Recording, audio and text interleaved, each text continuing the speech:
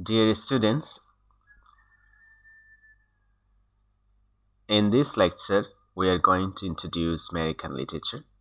That is, we are going to introduce ourselves with some of the basic ideas about American literature.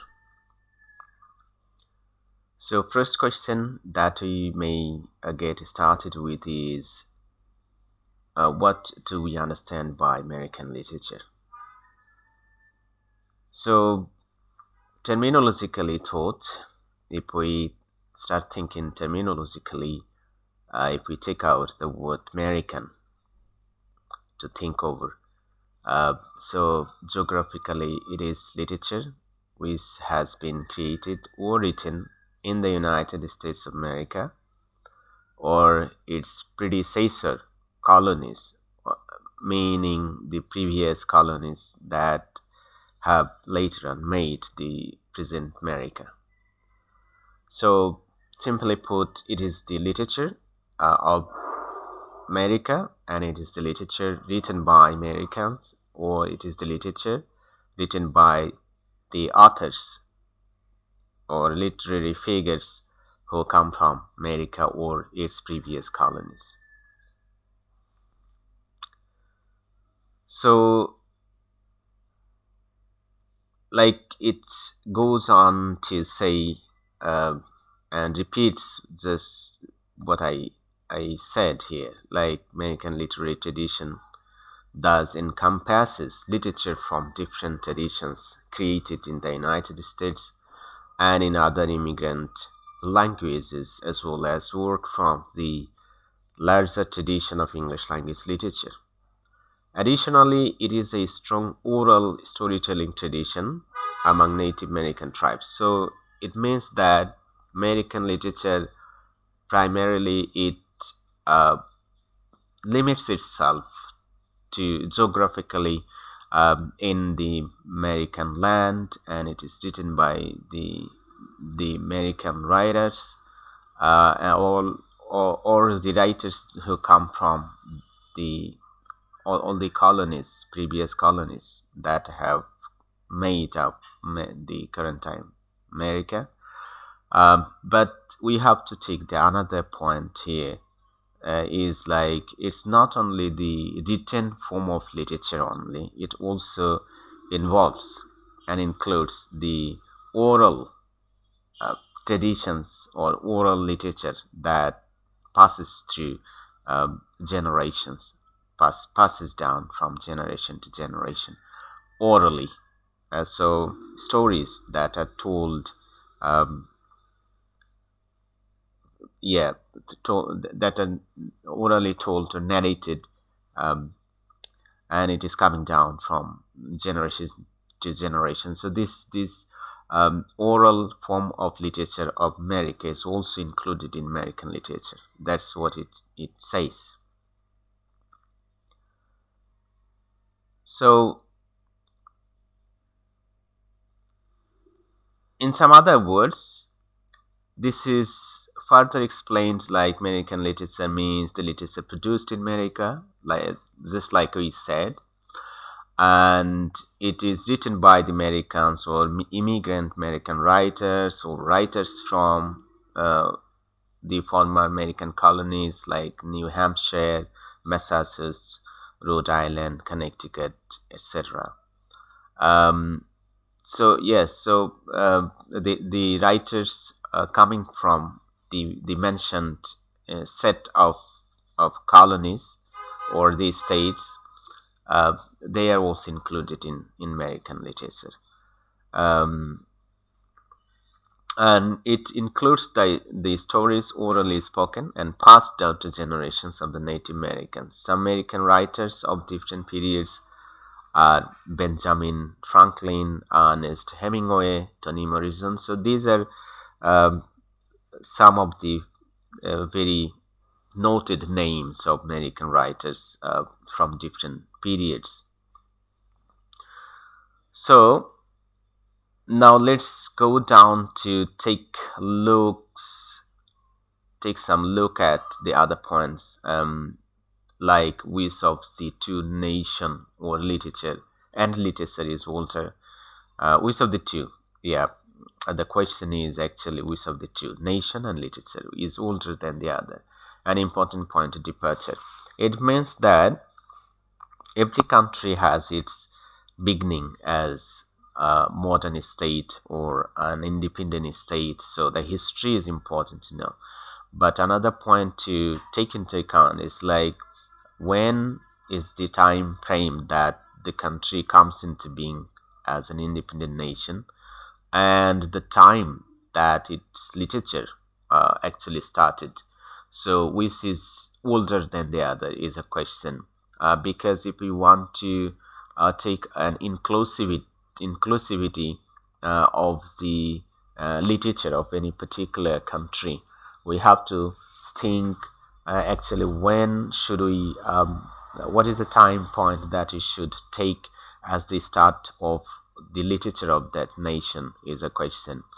um, actually, the simple answer to this question is that literature is basically older, much more older, can be far older than the making of the nation. So a nation may be very young, but it's not essentially that the literature of that very nation has to be as old as the nation itself. Rather, it is not an accident to see that the literature is much older, or it has encompassed, a spreading time frame uh, during which the literature of that very nation has been coming in, or has been produced and read and traditionalized, right? For over a long period of time. But the nation itself, let's say, has come into being or has been independent not that long. So the simple answer is nation um, and literature are not essentially uh, supposed to be as old as is other. Rather, literature can be much more older than than the nation itself. So this paragraph actually goes on to explain this thing. The making of the nation must be older than the making of its literature. Um However, when it comes to being independent of a nation, literature may be older um, the age of independence of that nation. Yeah, that's what I just tried to explain. Um, let's take an example to have some more uh, clear clearer ideas. Right? Let's have a clearer idea about this uh, age-related issue of the nation and the literature. For example, the Bengali nation. We are getting an example over here. Let's take a look at these. The Bengali nation means we are talking about Bangladesh as a nation and Bengali as a nation. Bangladesh is a country and Bengali as a nation. All right. So uh, everybody knows that it is a history that Bengali nation came or became independent in 1971, but its Bangla literature was born even much more earlier than the independence of this country. Similar is the case of British literature. So this is the second example. I think it's going to uh, make it far make it into a far better understanding about the question who which is older than the other, nation or the literature. Yeah, so the second example, this is a classic example indeed. um, it is about British literature and the British nation, or the English literature um, and the English nation. Basically, the beginning of the British, or in some other words, the beginning of the English literature is counted with the literary work, which is Beowulf, and it was supposed to be, or it is dated back to 700 AD, but the English nation came into being in 800 AD. So which is older, at least 100 or more than the 100 years, or even more than that. Beowulf, as a piece of literature of the English nation, it came into being 100 years back, 100 years before the nation itself came into being, 100 years after. So these two examples suggest that, practically speaking, the literature sometimes, most of the times, it is supposed to be older than the nation itself. So uh, yeah, so it is, the point from here we are trying to make out of these points, or these um, ideas. We are going to make a point is that, when we talk about American literature, we should not think that it is going to be as old as the nation. We have to, go beyond the dates and time that the nation came into being. So we may have to go back and start considering the dates and time as the starting point of American literature. Um, and we might surprisingly see that American literature started being counted or categorized as American literature before the time or the year the nation came into being as an independent nation, and it got free from the grip of the the British rule. So now let's see the similar truth that also applies to American literature. Like we took out two examples of the issue we are talking about, who is older than the other, the nation or the literature. Um, we took out two examples, one from Bangladesh or Bengali nation and Bangla literature, and another classic example, of course, from the the British literature and the British nation. Again, we can come precisely to the example of American literature and American nation. So the example goes here.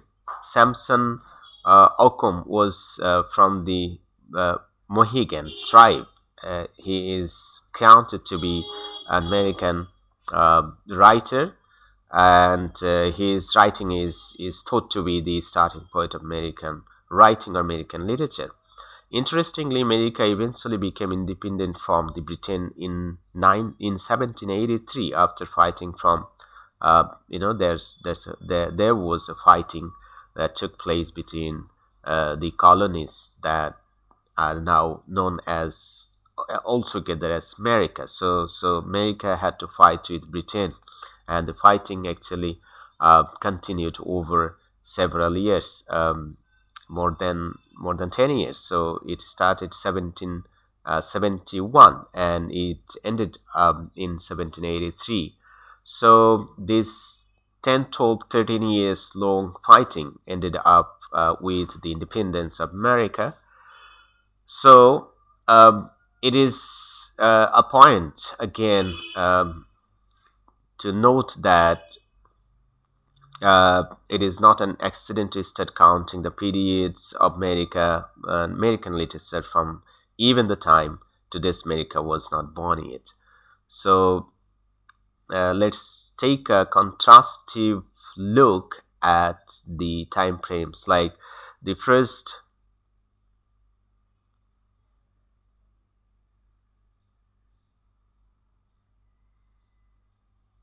Yes. Yeah. So actually, this writer, this American writer, wrote his piece of literary piece. He wrote his first literary piece much before 1783.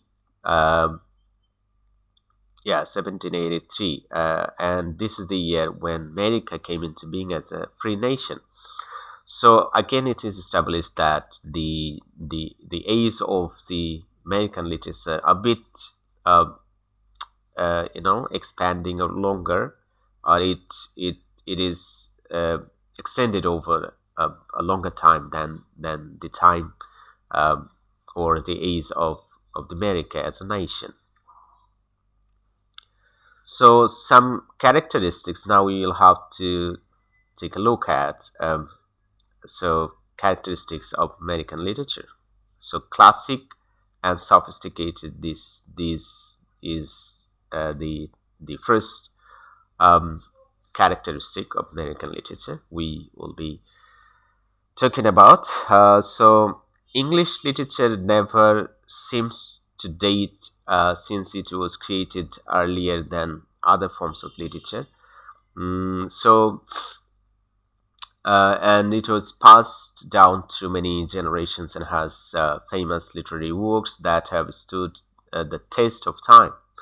From generation to generation, many English authors have regarded as valuable, including Shakespeare and Chaucer in English literature.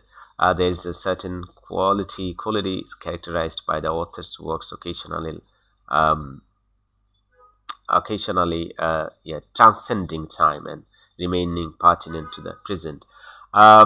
Actually, this is the um, characteristic of English literature, meaning this characteristic is applicable to the British literature. All right, so this point is over here to make a contrastive picture or a comparable features that would be making some distinctions between American and British literature. So that's why this point has come at the start of the exploration of characteristics of American literature. So classic and sophisticated. This is uh, what we know about the English literature. So we later on will have some standalone characteristics of American literature, hopefully. Yes, so literary works reflect on authors' ideas, beliefs, and traditions.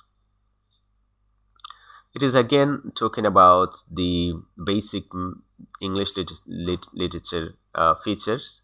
So we know that English literature is considered chronological in the same way that Old English and all other years or periods of literature are. The majority of their works reflect the concerns about society, such as political organization, war, the validity of family and marriage. Others wrote about the political beliefs and social norms.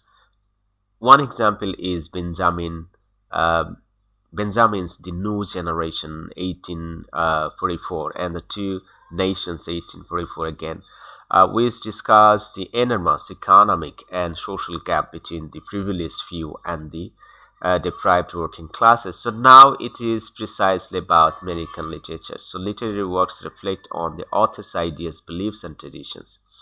So this is about American literature. I mean, this is the featuring aspect of the American literature. So the second point here, as you can see, it is talking about some of the characteristics of the American literature. Because we can see that Benjamin is sorted out as a classic example or a famous figure in American literature. So American literature, we could otherwise say that it reflects actually the author's ideas and author's beliefs and author's um, you know uh, authors that the traditions that the authors um, make alive in their literary works. So now there comes a question like the ideas or authors' beliefs, or authors' narrated traditions. What are these beliefs about? So it goes on to clarify a bit more over here, like the political beliefs. The beliefs could be the political beliefs, and it may be beliefs about the social norms that are alive among the people, among the social systems, and it could be religious beliefs as well, and it also encompasses some concerns about the society, and also the political organization, like political parties, and then country system, and then democracy, and the government system, and this and that. American literature also reflects the worth and the validity of family and marriage. So, family and marriage as two important things also, um, they also, appear in American literature of and on, off and on. So, um, if we thematically think about American literature, you frequently um, uh, encounter some major themes like the themes of family, the themes of marriage, the themes of political organizations like the government system, elections, democracy, um, and also wars. All right. So and all other political beliefs and social concerns in society. These are the major themes that are frequently reflected in American literature. Second characteristic is that it talks about. I mean, the point is put as on a smaller scale. So American literature um, is the literature that has a small scale um, of inclusivity. So let's see what it talks about. Another feature of English literature that you frequently recall is the scope of the piece of mostly small scale of family-based settings. The most common example here is William Shakespeare's story of Romeo and Juliet, which is about family. Another example is Judy Smith's novel White Teeth, which is about two lifelong friends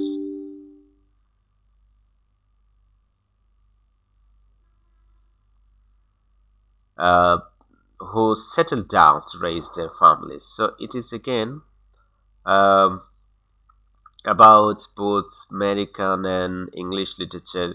So a small scale capture of family issues is a a striking feature of both American and also extendedly in the English literature is found. Like it's exemplified in Judith Smith's novel and also William Shakespeare's story of Romeo and Juliet. So the uh, thematic capture is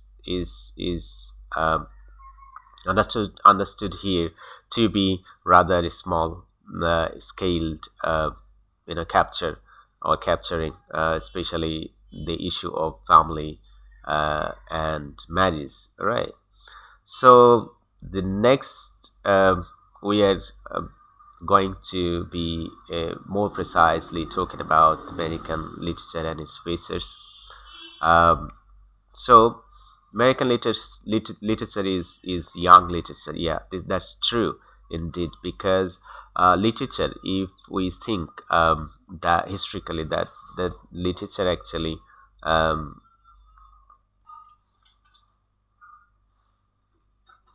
so American literature is very young. Um, like we saw that the country came into being in 1781, and literature started a bit earlier than that. So if we think historically, it is really a short time now for American literature to be born, to grow, and to come up to the present time situation. So altogether, it's true that American literature is quite young literature. um, it is not as old as the British literature, or it is not as old as the other um, uh, ancient literature in other countries like France and Germany and Italy. Yeah. The next characteristics of American literature is the majority of the pieces reject traditional writing styles and themes. Yeah, this is a very important point to take down. Um, it is the literature that has a tendency to reject the traditional writing styles and themes. So writing styles, so this is important, and themes, yeah, this is again an additional important thing.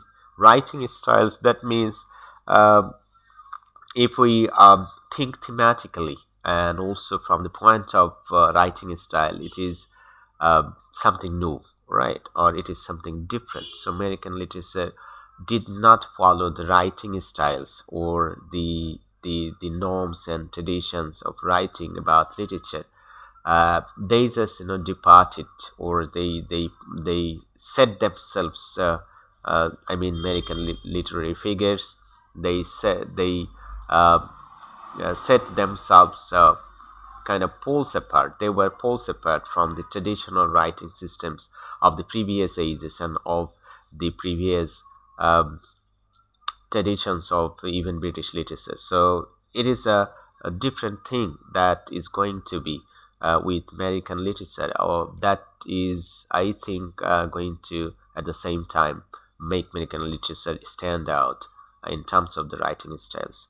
And also it takes in themes. I mean, it picks up themes uh, that are again new or different, which is one of the featuring things that you might be watching and reading about uh, in American literature. Yeah. So let's go on to see what it is, how it is explained. And because of British colonialism in America, they tried to resist anything colonial, which is why traditional styles were ignored. They were more focused on contemporary styles. So the point is clear over here. So the American, they were actually putting or pulling their heads together to make a resistance to the colonial rule of the British of the Britain or Great Britain. So Great Britain was ruling America as some colonies, right? But there was a point of time when the Native Americans, they were gathering, or they were becoming united to create a kind of resistance to the colonial rules. So they had a tendency to not to follow. Yeah, they had a tendency not to follow the writing systems of the British, because if they follow the writing systems, then there is a um, admitting to the subservience, subservient mentality to the colonial rules. So they actually try to get out of the traditional British rules of writing literature. So this was a kind of departure, taking the other path, taking the new path or innovation in writing or producing literature as their own. So we could also put this in some other words, like this was, I mean, getting away with the traditional British writing norms. It was one of the ways or steps forward to get away with the British rule, and this is one step forward to becoming independent. So the first point is that, like, the American writers, they actually set out with a new path of writing and producing literary works that definitely got away with the American British writing styles.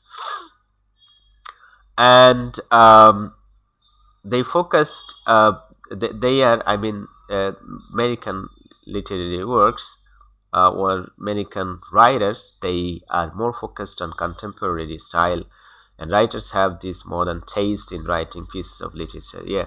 So American writers, actually, they were more concerned about the contemporary writing style, and also they were concerned about the contemporary life and what's going on in the contemporary world. I mean, they were much more concerned about what's going on in their own time, rather than flashing back, or pondering over the the ancient time or going so back into the history. So they were traveling with their own contemporary life struggles, or they were going through the experiences day to day in their day to day life. So they found that it is important to take all these contemporary and ready things, right, from their that come from the hands-on experiences, um, from the day-to-day life. So they were trying to put all these things into literature as the themes. So the contemporariness, in terms of the writing styles and in terms of the themes, this is in short one of the featuring characteristics of American literature. So what comes at six: individualism, romanticism, realism, modernism, then naturalism are emphasized in literary works. Again, some isms that we can see. These are, some ideological things that are reflected um, as the major isms in American literature. So individualism, like it says, Americans place a high value on the dignity and importance of the individual as well as on democracy. So this is one of the um, modern point of thinking, like dignity of the every individual is important. It's not like um, the so-called traditional king and queen system that had been coming through ages and times. Like the king is the most important figure, and the subjects are all, they are worth worth being suffraged and suffraged. It's not like that. So in modern time, there came the came a um, new path of thinking, new style of thinking, right, amongst the modern men. So they started giving much more importance to the individual. So individuals became powerful, and they actually showed democracy, right? Freedom of speech and all other aspects of democracy.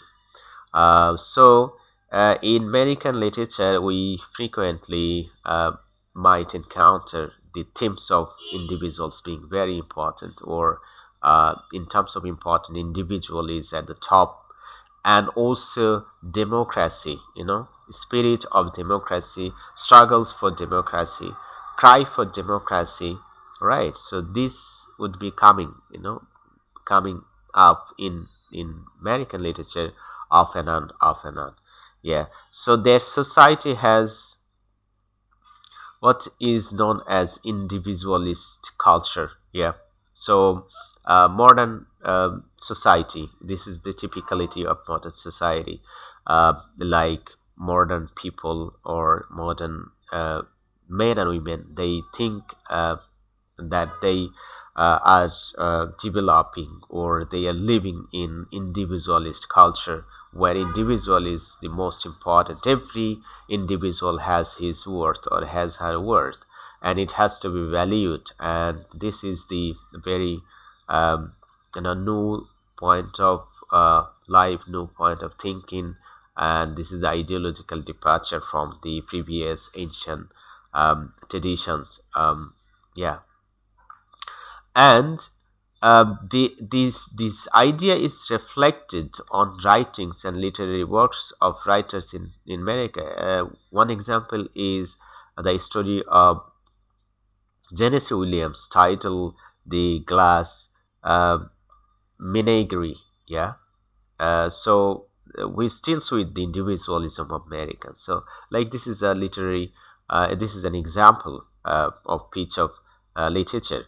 This is a story, and it directly takes in individualism as a theme, as the major theme. So in this literary piece, we see that individualism. yeah, as one of the modern theme, or one of the modern issue of the modern uh, people's life, right? Individualism. So this has got reflected so much as a major theme in this story. So this is the thematic exploration, or thematic encounter in in the mentioned story. Yeah. So this way we would be encountering some other ideological things like romanticism. Romanticism, it talks about um, the power of imagination, that people do this job of thinking, yeah, and going beyond the norms, and the power of thinking and imagining something new, and just walking over the walls, limitations, traditions, and all other old things. So going beyond, this is the feature of romanticism. So going beyond what? Going beyond the traditions, going beyond the limitations, going beyond the old things, and coming up with new ideas. So this power of thinking beyond the time and in advance of time, it is what we call romanticism. Um, so realism, again, an ism that talks about that people's ideas and um, knowledge actually created based on the reality. All right, so reality is important. And realism also comes in as one of the themes in American literature oftentimes. And modernism, like we talked about, modernism means in a modern thought, like individualism is a part of modernism, and democracy and secularism. So um, and objectivity, these are the qualities, or these are the subcategories of of characteristics of modernism. And naturalism, again, naturalism, it is the natural realities, right? It also connects itself with the nature, the universe, the climate, and the all other natural entities and their states. So these also are reflected in American literature. In fact, these mentioned um, isms and ideological things are very important modern themes, and also the themes of American literature. Greater realism in character portrayal. Like I told, that realism, it talks about that reality is important, and it's got a greater emphasis in American literature. So this point goes on to talk about a little bit more about realism. All right. And some of the common genres of American literature, like what sort of literary works were dominant in American literature, and the answer is poetry. Sorry, yes, American literature. Some of the common genres of American literature. So there were different types of genres, but poetry was probably, yeah, the dominant genre of American literature. So we see that we can find here that three major genres are pointed out over here. So similar to English or British literature, American literature is also composed of genres such as fiction, drama, and poetry. Here are the notable works per genres. So poetry, I mean fiction, you understand that fiction, um, it is not the real stories, but made up stories, but not absolutely devoid of reality. So this is a combination of the real story, and some making also involves in fiction. But non-fiction um, literature, that is absolutely real stories. It could include biography, or traveling. Traveling, if you write about the travels you have made, it's going to be absolutely the real story. So fiction and non-fiction, you understand the division. Now fiction is one of the three major genres of American literature and American fiction.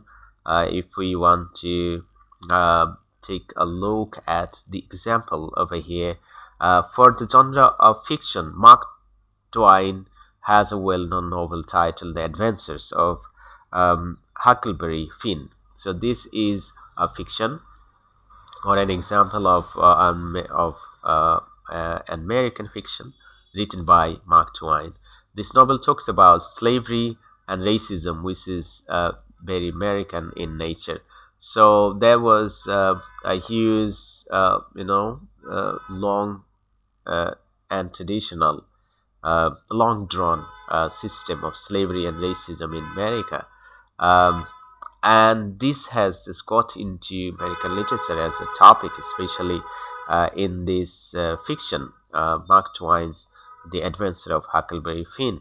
So in this novel, this is a novel indeed. So this novel has taken in slavery and racism, which are two modern problems, and it has uh, been replaced by the individualism and democracy. So, slavery and racism, it was one of the hot topics, hot issues that the American writers um, took as a serious theme to address through literature.